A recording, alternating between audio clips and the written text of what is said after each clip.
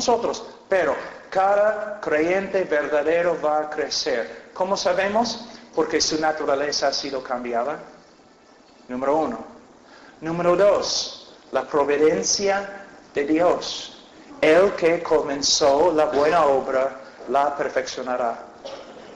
Y tercero, que también tiene algo que ver con la providencia de Dios, Dios va a disciplinar a sus hijos. Y si una persona puede vivir en carnalidad sin la disciplina de Dios, no es hijo de Dios. Es un hijo ilegítimo. Ahora, vamos a ver algunos textos. Vamos a Ezequiel 36, 26. Aquí tenemos una ilustración maravillosa de la regeneración, de lo que significa renacer. Versículo 26 de capítulo 36. Os daré corazón nuevo y pondré espíritu nuevo dentro de vosotros y quitaré de vuestra carne el corazón de piedra y os daré un corazón de carne y pondré dentro de vosotros mi espíritu y mira la palabra acá. Y haré que andéis en mis estatutos y guardéis mis preceptos y los pongáis por obra. Dios dice, yo voy a hacerlo en ti. Entonces Dios aquí, ¿qué hace? Nos quita el corazón de piedra. Un corazón de piedra no responde, ¿no? No responde. Tú puedes pegar una piedra y no responde. Tú puedes agarrar una piedra así y no responde. Pero algo de carne, si lo pegas, responde. Si lo agarras, responde. Porque es carne, es algo vivo. Entonces Dios nos quita el corazón de piedra y pone en su lugar un nuevo corazón de carne. Yo sé que mayormente en el Nuevo Testamento esa palabra se usa negativamente, pero aquí no. Simplemente Él está usando esta frase para enseñarnos algo muy importante. Él nos da un corazón vivo. Hemos leído en Efesios capítulo 2 que el hombre nace como un muerto espiritual. Está muerto, no puede responder a Dios. Para responder, Dios tiene que obrar, darle vida. Es una obra sobrenatural. Es una obra divina que tiene que suceder. Si alguno está en Cristo, nueva criatura es. De nuevo, hermanos, Pablo no está escribiendo poesía. Él está escribiendo la verdad. Es la verdad. Es una nueva criatura. Les voy a dar un ejemplo para mostrarles cuán importante es esta verdad. Para el pastor, cualquier pastor, el ministerio del pastor. Mira, vamos a decir que yo llego a un pueblo aquí en España y soy el pastor. Y yo hablo con los miembros de la iglesia y ellos dicen, bueno, hay un hombre como 1 kilómetro de la iglesia y antes, él venía a la iglesia antes, pero ahora no viene y está viviendo en pecado. Y yo digo, bueno, como el pastor voy a visitarlo. Entonces yo voy y él toca el timbre, él abre la puerta, es muy amable, entonces yo entro en su casa. Y él me dice, pastor, siéntese. Ya, está bien, hermano. Entonces yo empiezo a hablar con él, hermano, voy a decir hermano, pero quizás no es hermano. Hermano, me dicen que no vienes a la iglesia. Sí, pastor, me gusta el fútbol, ¿no? Pero sí, debo ir a la iglesia. Yo sé que debo ir a la iglesia. Amo el fútbol, pero debo hacer lo correcto. Debo ir a la iglesia. Voy a ir a la iglesia el domingo. Entonces también yo le digo, y he escuchado que estás emborrachándote bastante. Sí, pastor, me encanta, ¿no? La cerveza y bueno, bebo demasiado, pero de verdad es algo que amo. Pero tienes razón, pastor, yo debo hacer lo correcto. Voy a hacer lo correcto. Voy a dejar la cerveza y voy a volver a la iglesia. También he escuchado que no eres fiel a tu mujer, que tienes otras mujeres. Y él dice, pastor, es verdad. Tengo otras mujeres. No siempre he tenido ese problema. Pero, ¿sabe qué, pastor? Yo voy a hacer lo correcto. Yo voy a dejar esas cosas. Y voy a volver a la iglesia porque es lo que debo hacer. Y domingo él regresa a la iglesia. Y todos están diciendo, caramba, una oveja ha vuelto a casa. No, un incrédulo ha entrado a la iglesia. Un inconverso, un hombre no regenerado ha regresado a la iglesia. Porque ¿sabes lo que él me está diciendo? Pastor, tienes razón. Yo debo dejar todo el pecado que amo y debo hacer la justicia que aborrezco para salvarme. ¿Es una criatura cambiada? No. Es un hombre que está haciéndose esclavo a la religión. En mi tierra tenemos coyotes y a veces tenemos que salir y cazar coyotes. Porque matan a los animales, a las ovejas, los becerros. Pero vamos a decir que en vez de matar a un coyote, lo agarro y lo meto en una, ¿cómo se llama? Jaula. Ahora, he resuelto el problema de las ovejas. El coyote ahora está en la jaula. Pero hay un problema. El coyote todavía quiere comer ovejas. Y no está comiendo ovejas, ¿por qué? No puede salir. Está ahí, encerrado. Pero si yo abro la puerta un poquito, él va a salir como relámpago para comer ovejas. ¿Por qué?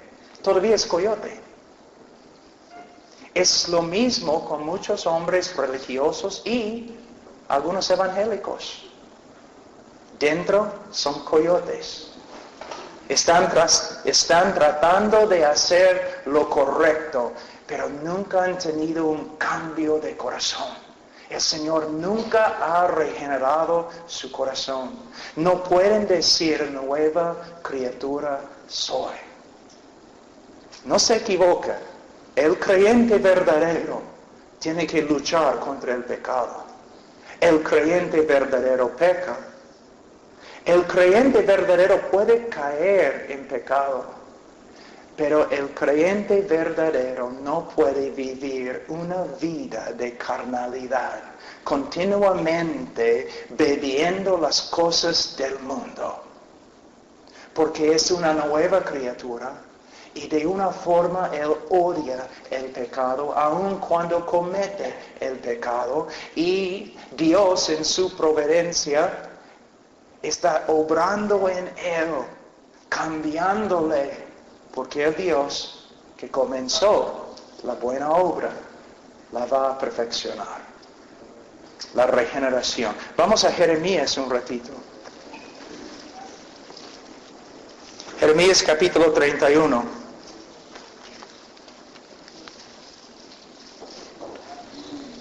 Es una promesa acerca del nuevo pacto. Versículo 33.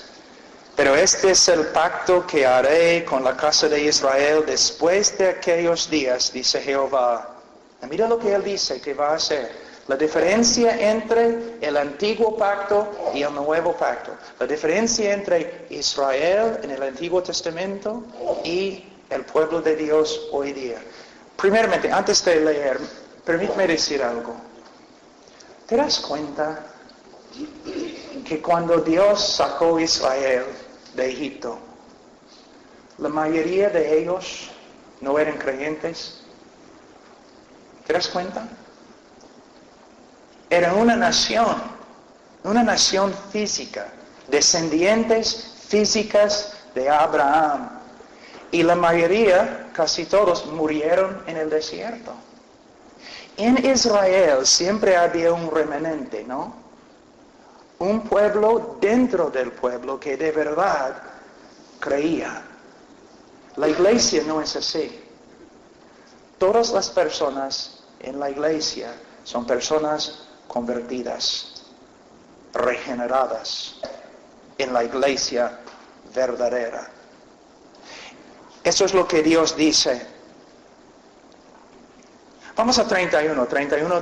He aquí que vienen días, dice Jehová, en los cuales haré nuevo pacto con la casa de Israel y con la casa de Judá, no como el pacto que hice con sus padres el día que tomé su mano para sacarlos de la tierra de Egipto, porque ellos invalidaron mi pacto, aunque fui yo un marido para ellos, dice Jehová. Pero este es el pacto que haré con la casa de Israel después de aquellos días, dice Jehová. Mira, daré mi ley en su mente y la escribiré en su corazón. Cuando Israel salió de Egipto, Dios les dio su ley. ¿Escrito en qué? Piedra. Algo externo. Pero en el nuevo pacto Él dice, no, yo voy a escribir mi ley en su corazón y yo seré a ellos por Dios y ellos me serán por pueblo. Y no enseñará más ninguno a su prójimo ni ninguno a su hermano diciendo conoce a Jehová, porque todos me conocerán desde el más pequeño de ellos hasta el más grande, dice Jehová. ¿Eso significa que en la iglesia no necesitamos maestros? No. Lo que Él está diciendo es que cada persona de verdad regenerada va a tener un conocimiento correcto de Dios en cuanto a quién es Dios, quién es el hombre y qué significa la salvación. Mira, en la sierra del Perú, aún en la selva, cerca del río Marañón, tribu Aguaduna, tú puedes entrar ahí, un pueblo que ni sabe leer. Y puedes hablar con algunos de los más pobres, los creyentes, y pueden explicarte el Evangelio. Pueden hablar contigo acerca de Dios. ¿Cómo? Porque Dios se ha manifestado a ellos a través del Evangelio y a través de la regeneración de su corazón. Es una obra magnífica. Mira, algo muy importante.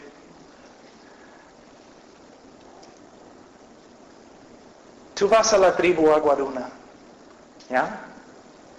No saben dónde está el país de Israel. No saben dónde está Europa o África. No tienen conceptos de ninguna de esas cosas. ¿Cómo es que un hombre puede entrar ahí y predicar el Evangelio y algunos de ellos escuchan y dicen, sin evidencia, sin la apologética, nada, escuchan el Evangelio y dicen, es verdad, es el Dios verdadero, yo creo, sufren persecución y no se rinden, Cristo es mi Salvador. ¿Cómo es que tienen esta confianza? Yo te digo, porque Dios ha regenerado su corazón. Dios se ha manifestado a ellos sobrenaturalmente por medio de la predicación del Evangelio. Se puede decir una voz dentro de una voz.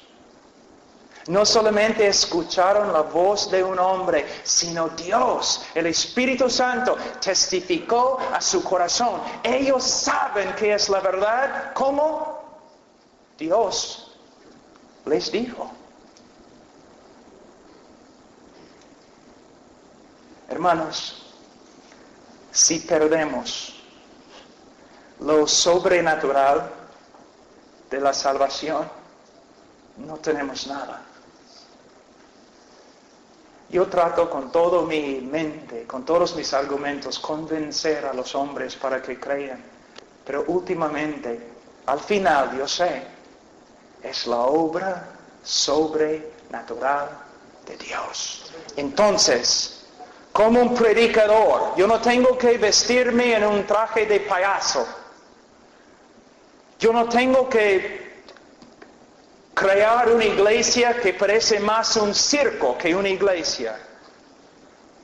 Yo no tengo que tener bonita alabanza, yo no tengo que manipular a la gente en esas grandes campañas donde el evangelista dice, mira, en el auditorio vamos a poner personas creyentes en diferentes lugares y durante la invitación ellos van a pasar adelante para que los incrédulos puedan pasar adelante con más facilidad. No tengo que manipular, no tengo que hacer nada, solamente tengo que predicar el evangelio y Dios va a obrar. Dios va a obrar. Evangelistas que se portan como payasos, que hagan un montón de cosas, inclinen la cabeza, bajan las luces, música bonita, pasa adelante, tu abuela en el cielo está llorando. Es solamente una pequeña oración, ora. No. Cuando un hombre cree en el poder de Dios y el poder del Evangelio, él se para como profeta. Él predica como Ezequiel. Ezequiel,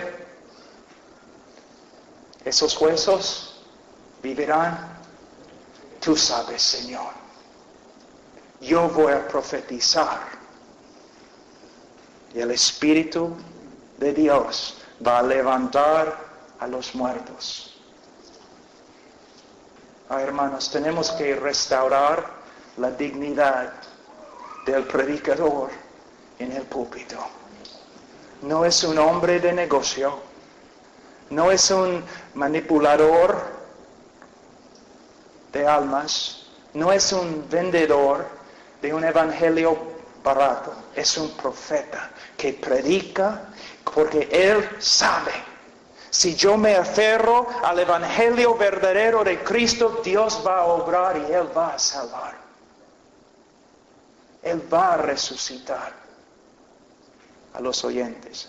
Ahora, entonces, es una obra sobrenatural. También he dicho que tenemos que redescubrir la verdadera naturaleza de la regeneración. También tenemos que redescubrir la voluntad de Dios para el cristiano y las demandas de discipulado. Vamos a Mateo 28, la Gran Comisión.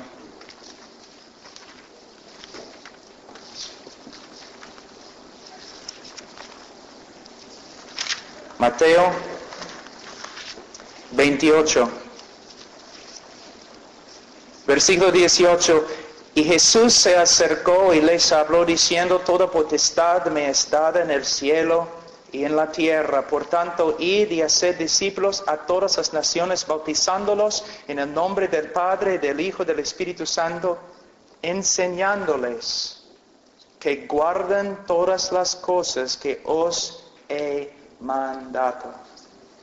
Que os he mandado. Ahora, hermanos, ¿cómo puede ser?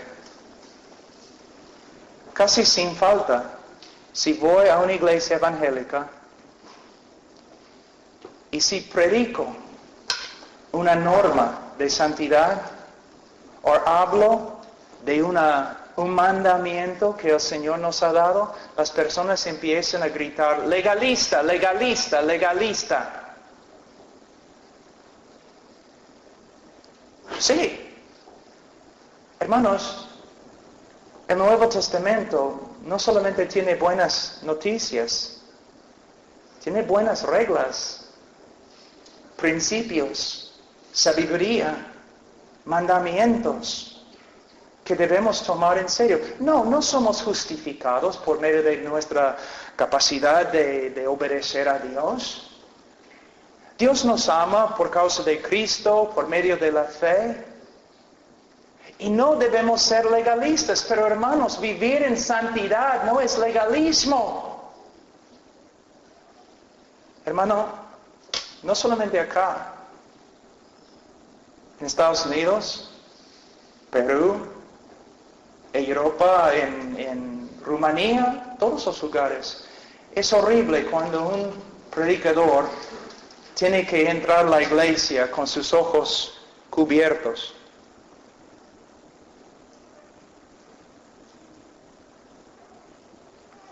Porque hay tanta inmoralidad. ¿Qué ha pasado?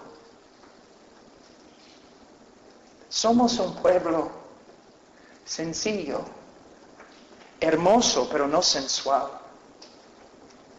decente, decoroso. La Biblia tiene sabiduría y reglas y mandamientos con respecto a todo. Es mi responsabilidad estudiar las Escrituras y someter mi mente a las Escrituras. Someter mis ojos, mis brazos, mis pies, mi cuerpo. Estudiar las Escrituras para ver, Señor, ¿qué quieres de mí? Pero en el día de hoy, si un predicador habla de la santidad, cosas que tenemos que hacer, que debemos hacer, cambios que debemos lograr en nuestra vida, todos comienzan a gritar, legalista. Pero mira lo que dice Jesús. Por tanto, id y haced discípulos a todas las naciones, bautizándolos en el nombre del Padre, del Hijo y del Espíritu Santo, enseñándoles que guardan todas las cosas que os he mandado. Entonces, hay mandamientos. No es legalismo. Es simplemente someternos a la voluntad de Dios. Les voy a mostrar un texto que debe asustarnos. Vamos a Mateo 7.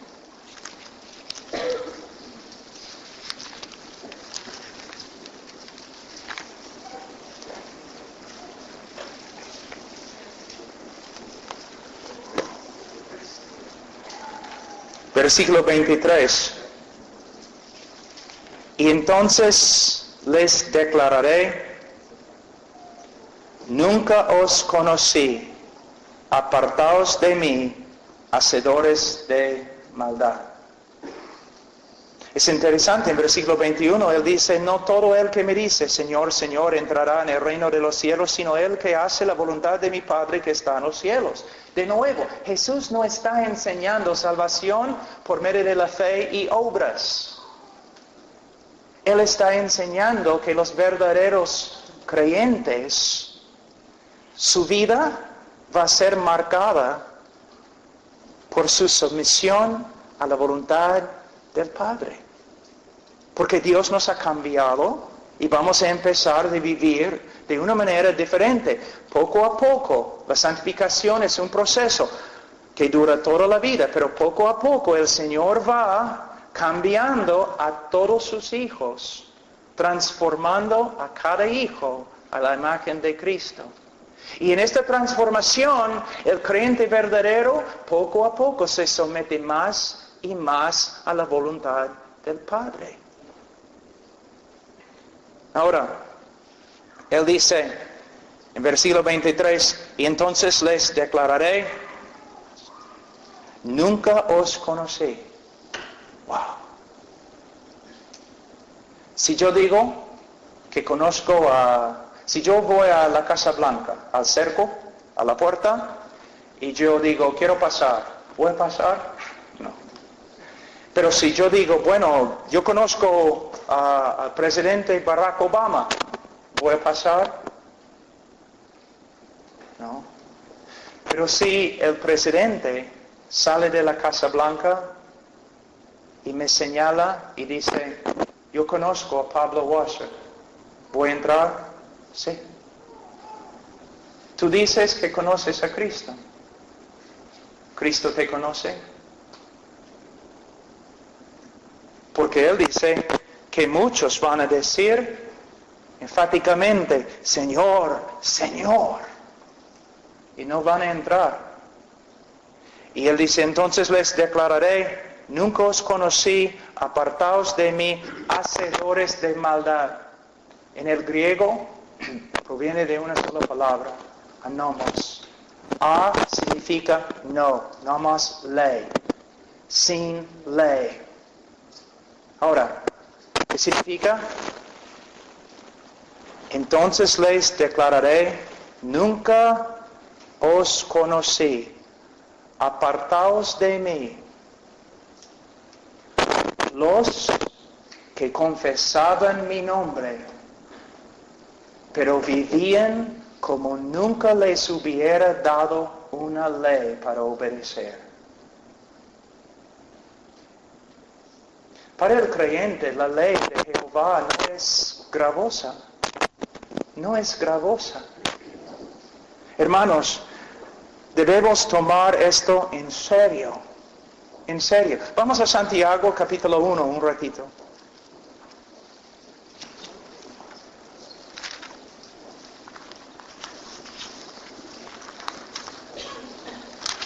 Santiago 1, versículo... A ver.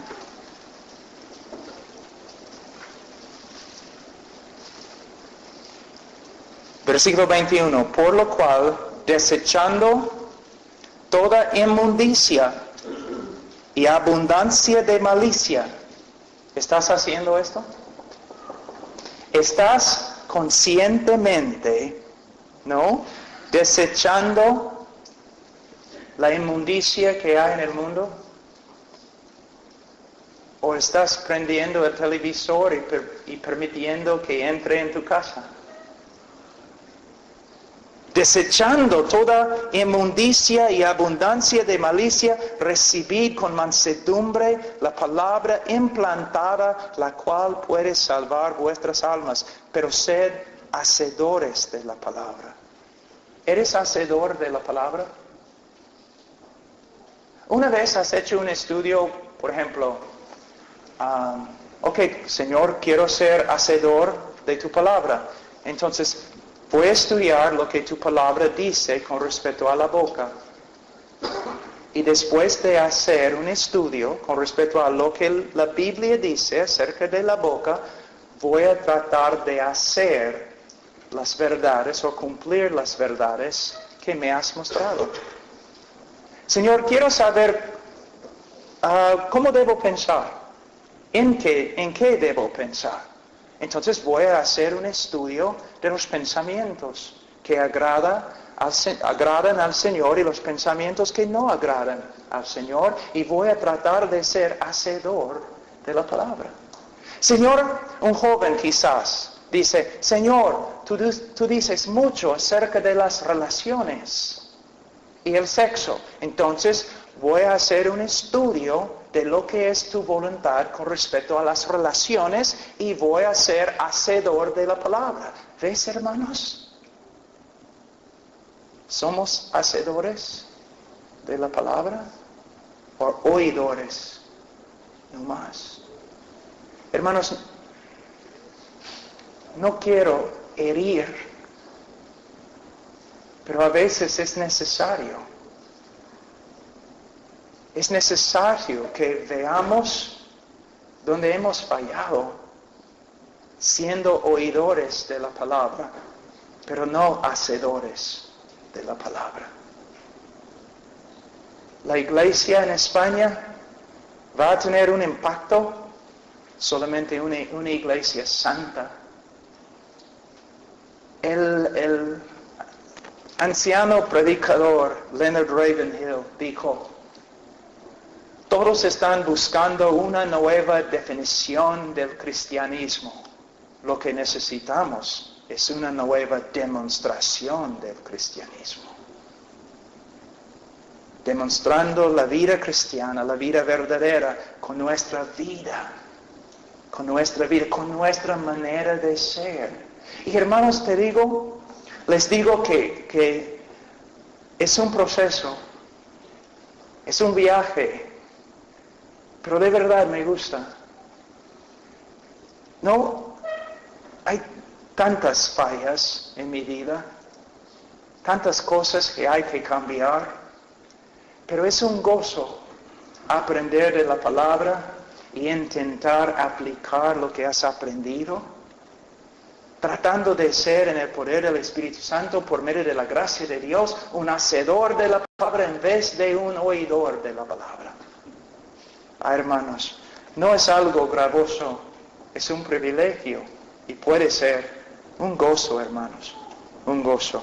Ahora, también tenemos que redescubrir, que ustedes me van a odiar, la separación y la santidad. La separación, cada vez, aquí en España, la semana pasada, cuando yo he predicado sobre la separación, los jóvenes han venido a mí preguntando, pero pastor, ¿no debemos mudarnos a las montañas y separarnos de todo el mundo? Bueno, joven, no estoy diciendo que debemos dejar la sociedad, pero sí estoy diciendo que debemos separarnos. ¿Cómo? ¿Cómo? Primeramente, hermanos, este libro es maravilloso. Por medio de este libro aprendemos lo que es el Evangelio. Pero hay otras cosas que podemos aprender. Por ejemplo, en este libro, la Biblia, podemos aprender todo lo que Dios ama. Y podemos correr a las cosas que Dios ama. Pero también en este libro podemos descubrir lo que Dios aborrece, lo que Dios odia. Y debemos correr de las cosas que Dios odia. De nuevo, el pueblo de Dios se destruye por falta de conocimiento. Nosotros necesitamos ver lo que la Biblia dice con respecto a Dios. ¿Qué te gusta? Porque quiero hacer lo que te gusta. Dios, ¿qué no te agrada? Porque quiero separarme de todo lo que no te agrada. Pero hay otra cosa que es muy importante. Vamos a 2 Corintios capítulo 6.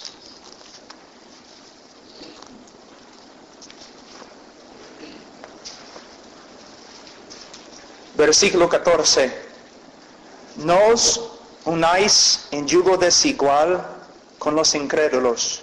Porque ¿qué compañerismo tiene la justicia con la injusticia? ¿Y qué comunión la luz con las tinieblas? ¿Y qué concordia Cristo con Belial? ¿O qué parte el creyente con el incrédulo? ¿Y qué acuerdo hay entre el templo de Dios y los ídolos? Porque vosotros sois el templo del Dios viviente. Como Dios dijo, habitaré y andaré entre ellos, y seré su Dios, y ellos serán mi pueblo. No os unáis en yugo desigual. Este mandamiento o prohibición proviene de la ley de Moisés. Y en la ley de Moisés dice que no debemos mezclar dos animales con naturalezas diferentes, contrarias, opuestas, dos diferentes especies no debemos mezclar. ¿Por qué? Porque al final las dos especies se destruyen, ¿no? Y tampoco debemos usar un buey y un asno para trabajar en el campo. ¿Por qué? Son diferentes especies y van a caminar de una manera diferente y al final no va a haber progreso. ¿Qué significa? Yo no debo entrar en ninguna relación con nadie que va a influenciarme para el mal.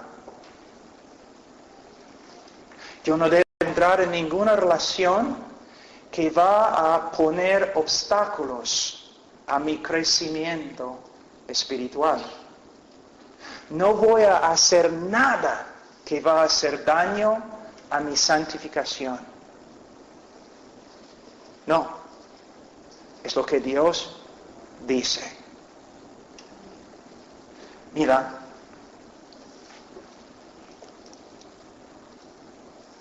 hermanos, no podemos evitar totalmente la contaminación que hay en este mundo. Tenemos que caminar en la vereda, tenemos que entrar en una tienda, tenemos que tener relaciones también con incrédulos, tenemos que trabajar con ellos.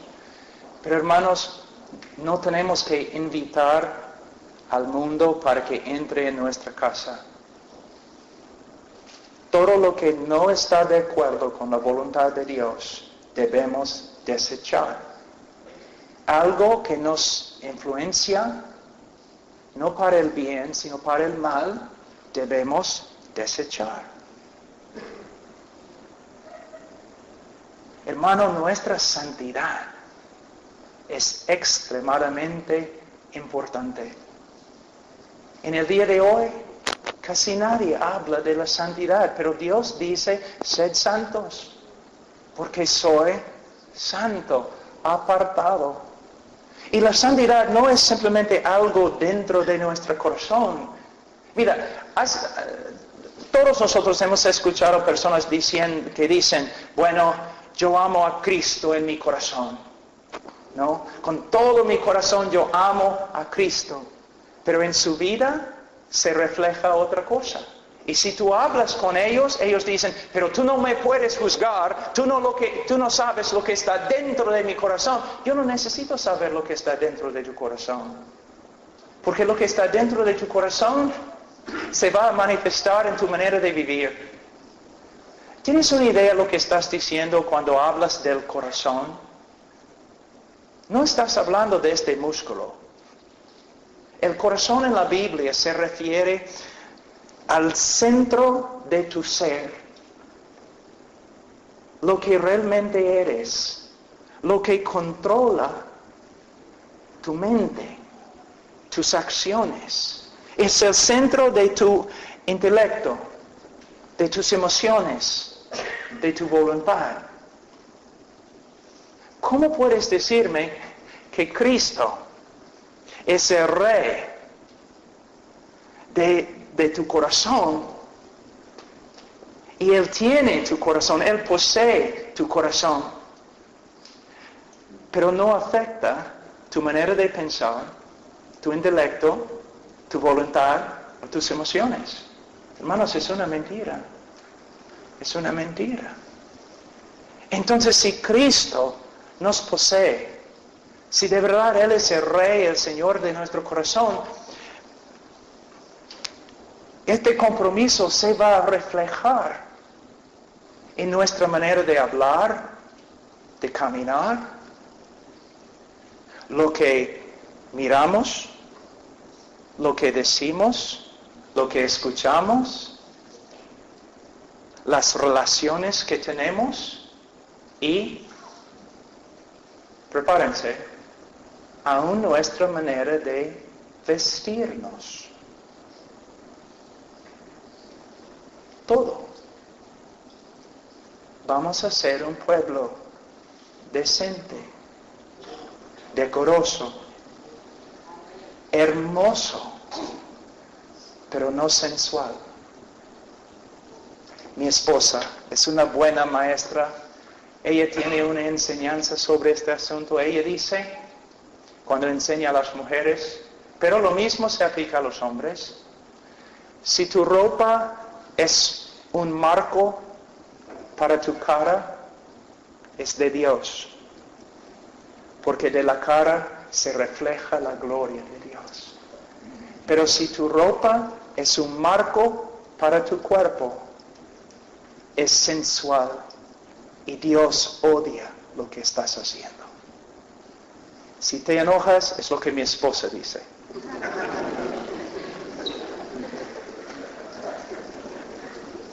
qué de venir acá y enseñarles.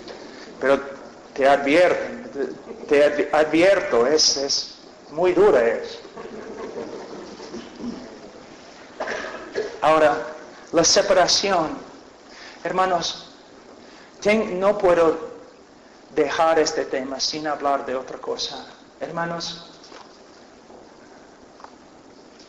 yo tengo un televisor, pero no está conectado. Tenemos una máquina de DVDs o algo que podemos controlar, podemos ver cosas buenas, saludables, cosas que ayudan, enseñanzas, historias, cosas hermosas. Hermanos, muchos de ustedes quizás nunca van a poder caminar en santidad porque aman la televisión y ven cosas que corrompen. Estoy hablando en serio.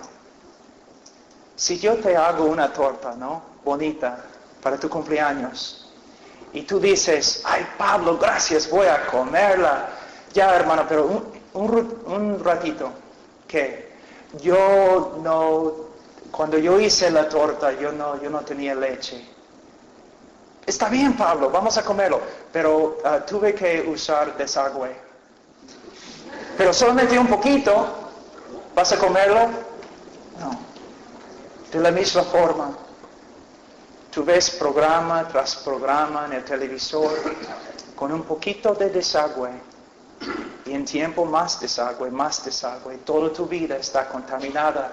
No importa si estudias la Biblia, para ser santo no solamente necesitas aprender de la Biblia o recibir la Biblia, sino también tienes que dejar cosas. Tú puedes bañarte 24 horas al día, pero si te bañas en desagüe, ¿qué importa? Hermanos, también la televisión destruye la familia. ¿Cuándo es la última vez con una familia ustedes han leído un libro juntos? O una devocional familiar? ¿O has jugado con tus hijos en vez de ver el televisor con ellos? Hermanos, piensen bien lo que estoy diciendo, porque probablemente no van a escuchar tal cosa de nuevo. Recuerden, yo soy un hombre legalista. Hermanos, mis niños, yo amo a mis niños. Y cuando aprenden a caminar, ¿no? Ellos suben, agarran una silla, como un mono, ¿no? Agarran una silla, se levantan y quieren caminar. Entonces yo me quedo ahí, ¿no? Muy cerca, pero lejos, ya. Rowan, mi hija, les dije que es la niña más hermosa del mundo. Ya. Mi hija, yo digo, oye Rowan, ven. Y ella quiere venir, pero ya su seguridad, la silla, no quiere soltar la silla. Pero yo me pongo lejos. Ella no puede venir a mí a menos que suelte la silla. ¿Quieres tener una comunión muy especial con el Señor? Hay cosas que tienes que soltar. ¿Sabe que en Canadá, al lado de los lagos y los ríos en la ribera, muchas veces encuentras águilas bien grandes allí en la ribera, muertos, y tienen así en sus garras un pescado bien grande? Y tú piensas, ¿qué ha pasado? Lo que ha pasado es, el águila baja y agarra un pescado bien grande y quiere el pescado, pero el pescado es tan grande que el águila no puede salir volando y al final se ahoga. Hay muchos creyentes así. Hay un pecado en su vida y no quieren soltarlo y se ahogan. El Señor no puede usarlos. Su vida no solamente está contaminada, sino afecta también a otros creyentes, especialmente la familia. Hay que soltar las cosas que no agradan a Dios. Hay que hacerlo. Había un músico, violinista, uno de los más famosos, anciano, y estaba tocando en su último concierto. Y cuando terminó, maravilloso. Y un joven violinista se le acercó y le dijo, Señor, yo daría mi vida para tocar como usted. Y él dijo, joven, he dado mi vida para tocar como toco. Jóvenes dicen, quiero predicar, quiero que el Señor me use, no, quiero ser misionero, quiero ver los milagros, quiero ver el poder de Dios, quiero que el Señor me utilice. ¿Está bien? Simplemente hay cosas que otros pueden hacer que tú no puedes hacer. ¿Tú quieres la presencia de Dios en tu vida? Hay cosas que otros pueden hacer que tú no puedes hacer. ¿Tú quieres ver el poder de Dios? Está bien, pero hay cosas que otros pueden hacer que tú no puedes hacer. Tienes que dejar las cosas y buscar al Señor. Ahora, también necesitamos redescubrir la familia.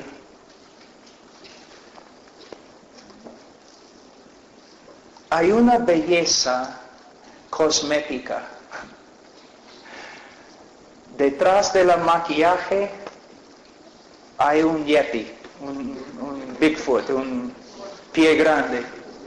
O en la selva Maquisapa, un mono, un monstruo, una medusa. Detrás del maquillaje. La iglesia, de una forma, entre los evangélicos, tiene una belleza cosmética. Si vamos al culto domingo y hay un montón de personas y la alabanza está bonita y también la prédica con poder, decimos, la iglesia está haciendo bien. La iglesia es fuerte, ¿no? Vamos a visitar tu casa para ver si la iglesia es fuerte. Vamos a ver tu familia para ver si la iglesia está bien. La familia. Ahora, yo sé que tenemos que avanzar, que es muy tarde, pero hermanos, tenemos que escuchar esta parte, es muy importante. Vamos a Efesios.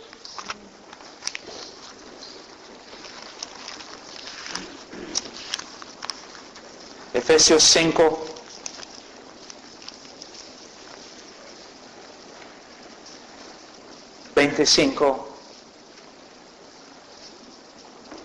Maridos, amad a vuestras mujeres, así como Cristo amó a la iglesia y se entregó a sí mismo por ella. Si estoy en un avión, siempre cuando estoy volando en un avión, no, la persona sentada a mi lado siempre me pregunta, ¿no? ¿Qué haces? Me encanta cuando me preguntan, ¿qué haces? Yo digo, no, soy esposo. ¿Qué? Soy esposo. Ya, yo sé, pero ¿qué más haces? Bueno, soy padre. ¿Y qué más? Bueno, predico también. Mi ministerio principal es mi esposa. Después, mis hijos. ¿Qué vale si gano todo el mundo y pierdo mi familia? Yo no soy una sola carne contigo, no soy una sola carne ni con mis hijos. Soy una sola carne con Charo Casado, mi esposa. El llamado de un hombre cristiano Mira, es fácil predicar, aun cuando personas están tirando cosas. Todavía es fácil predicar. Lo que no es fácil es amar y servir la persona con la cual tienes la relación más íntima. La familia, si comparamos la familia evangélica con la Biblia, es un desastre. Es un desastre. ¿Qué me importa si haya mucha gente en la iglesia y la alabanza sea bonita? Si la familia está destrozada. Hombre, mira, tu trabajo principal es amar, servir. Amar y servir a tu esposa. Hacer un ejemplo de cómo es Jesucristo. La Biblia dice que tenemos que amar a nuestra esposa como Cristo amó a la iglesia y se entregó a sí mismo por ella. Pero también, versículo 26, se entregó a sí mismo por ella para santificarla. Un día mi esposa va a pararse ante el trono de Cristo. Va a ser juzgada.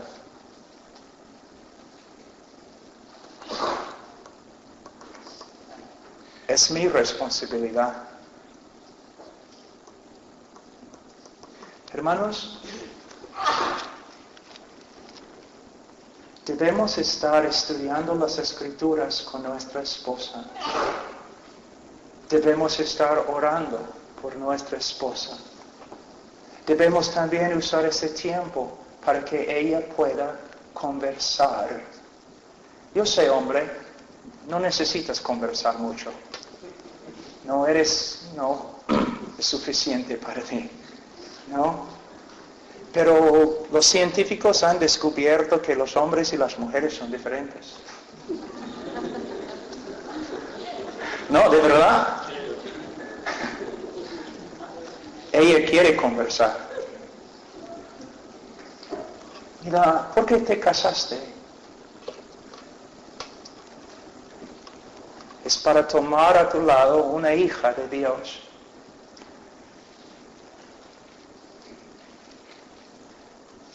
Servirla para que crezca en santificación.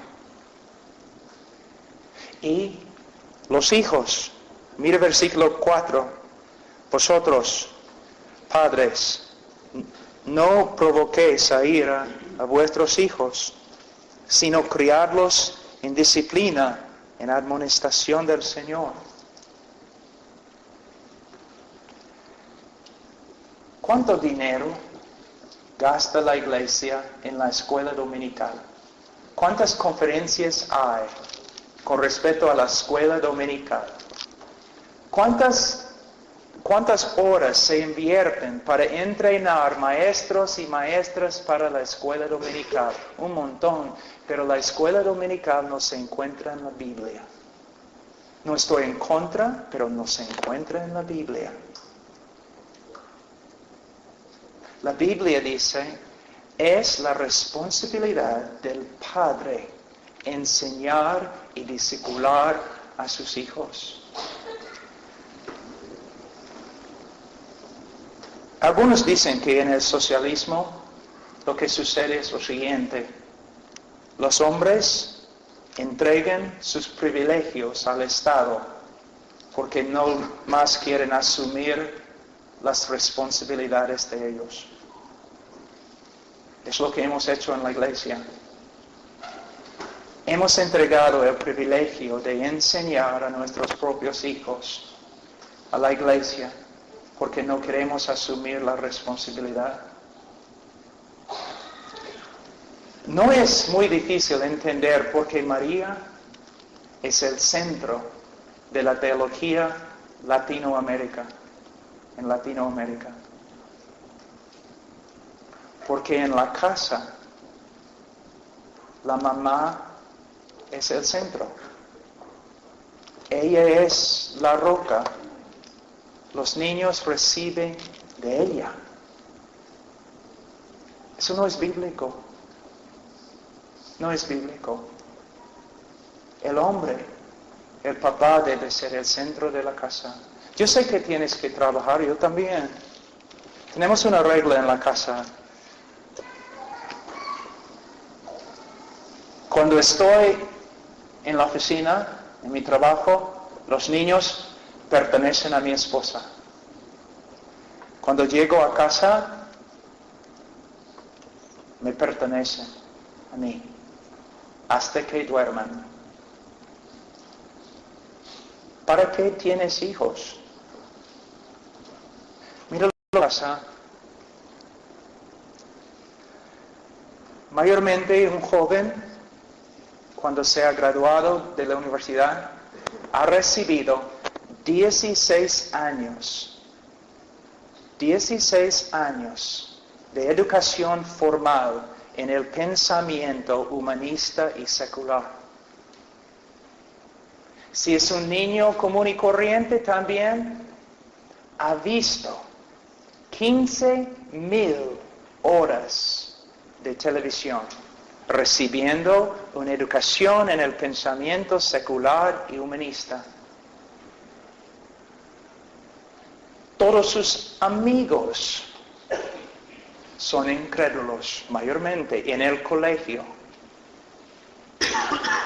Y si se convierte cuando tiene 12 años, y si estudia la Biblia media hora cada día, al final ha logrado menos que 2,000 horas de un estudio informal en las Escrituras. Ahora, ¿tú crees que es un misterio porque los niños andan mal? Si entregas tus hijos a César, tendrás hijos de César.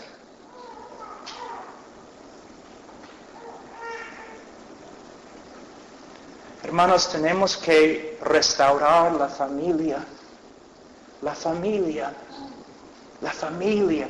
Y es el papel del hombre. Del hombre. Del hombre. El hombre. Hermanos, yo conozco hermanos que han sacrificado mucho para obedecer lo que estoy diciendo. Hermanos, que su jefe viene y dice, mira, te voy a dar un trabajo nuevo y vas a recibir doble tu salario. Y el hermano dijo, ¿y las horas? Bueno, vas a tener que trabajar más horas, pero vas a ganar doble. No, gracias. No, gracias. ¿Por qué?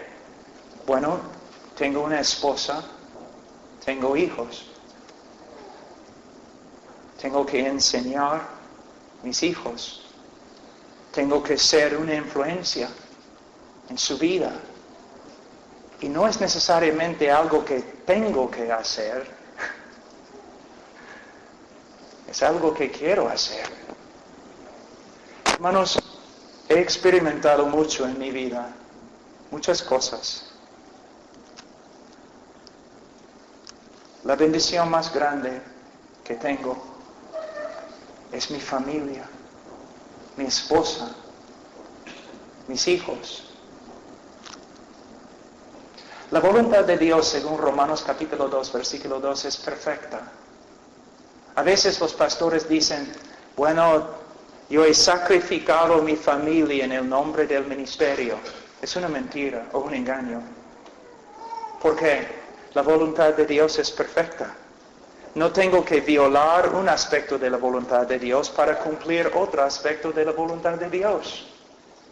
En su providencia, yo puedo hacer las dos cosas.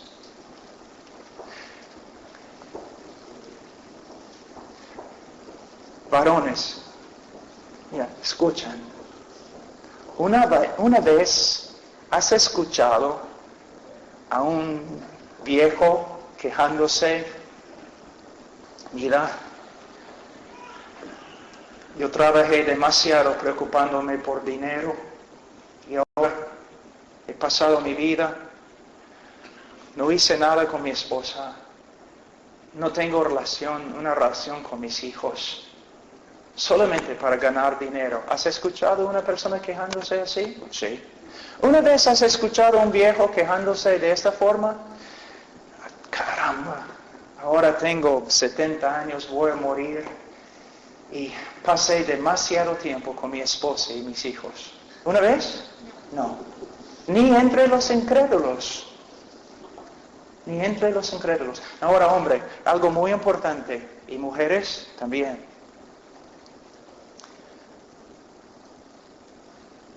El esposo debe amar a su esposa más que nadie, aún más que los niños.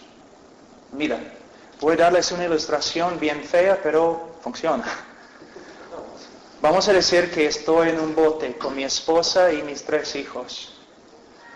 ¿Les he dicho que tengo la niña más hermosa del mundo? Ya. Con mi esposa y mis 3 hijos. Y soy el único que puede nadar. Y el bote se hunde. Y yo solo puedo salvar uno. Y voy a salvar a mi esposa. Mira, si yo amo a mi esposa más que nadie, yo voy a tener los hijos más felices del mundo. Los niños más seguros. ¿Ves? También, por medio de mi vida, voy a enseñar a mis hijos varones cómo amar a una mujer. Y, aún más importante, mi hija va a aprender lo que significa cuando un hombre de verdad dice, te amo. Y cuando un jovencito de 20 años se acerca a mi hija, si no lo he matado primero, y dice, te amo, ella va a poder decir, mira, tú no sabes nada de lo que estás diciendo. Yo sé lo que es cuando un hombre ama a una mujer. Si tienes interés en mí, vas a tener que pasar 6 años de discipulado con mi papá. ¿Ves? Algo interesante. Ahora, hombres, su esposa se va a enojar ahora. Entonces, si viene para atacarme, agárrala, ¿ya? Contrólala. Voy a enseñarles algo. Es un poco difícil, pero es verdad. Ustedes han escuchado miles de veces, no hay amor como el amor de una madre. Es una mentira. La Biblia dice que no hay amor como el amor de un padre. Ahora, ¿por qué a veces las mujeres están tan, aferradas a sus hijos? Yo les digo por qué. Porque el esposo ha fallado. Y ella está tratando de recibir de sus hijos lo que debe recibir de su esposo. Y causa un montón de problemas porque los niños no fueron creados para servir este propósito. Se ve claramente, especialmente con un niño, un varón, cuando crece y tiene 25 años o algo, y una chica cristiana muy buena viene y quieren casarse, la mamá se convierte en diablo. ¿Por qué? Esta jovencita está robándome. Hermanos, hermanas, no debe ser así. ¿Ves? Cuando nosotros pecamos, es como una cadena muy fea. Nuestra esposa nos necesita. Nosotros tenemos que suplir sus necesidades, no los hijos. Nosotros. Hermanos, ¿sabe lo que está pasando acá ahora? Ustedes están comenzando a ver algo. Ustedes están comenzando a ver algo. Que el cristianismo afecta toda la vida. Cambia todo. Al final, la última cosa que vamos a ver, 2 Corintios 5,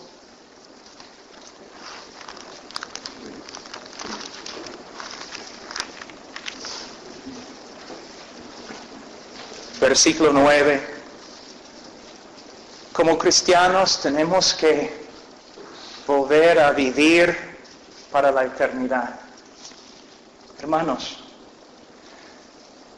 ayer yo tenía 9 años. Hoy día tengo 48 años. Como el tiempo vuela, ¿no? Así. Voy a morir. Voy a pararme ante el trono de Dios. Justificado, sí. Aceptado en el amado, sí. Exactamente cómo todo sale, no sé. No entiendo, es un misterio, pero a la vez la Biblia dice que voy a ser juzgado. No con respecto a la salvación, pero sí con respecto a mi vida. Y de verdad, hermanos, he leído casi todos los teólogos con respecto a eso y es un misterio. Solamente tenemos que tomar 2 verdades y ponerlas en una tensión. Soy totalmente aceptado en el amado, pero a la vez voy a pararme ante Cristo y voy a ser juzgado. Mira lo que Pablo dice aquí, versículo 9 de capítulo 5 de 2 Corintios. Por tanto, procuramos también, o ausentes o presentes, serle agradables, porque es necesario que todos nosotros comparezcamos ante el tribunal de Cristo, para que cada uno reciba según lo que haya hecho mientras estaba en el cuerpo, sea bueno o sea malo. 11. Conociendo pues el temor del Señor, persuadimos a los hombres. Conociendo el temor de Dios, les estoy persuadiendo, tratando de convencer. Hay una cita que nos espera, un día que nos espera. Vamos a pararnos ante el tribunal de Cristo y seremos juzgados. Hermanos, esta vida no vale. No es lo importante. Servir a Cristo mientras respiramos. Aquí en el día de hoy todos dicen, el propósito es vivir bien, no, el propósito es morir bien. Sabiendo que te has entregado a Cristo y sus propósitos. Hermanos,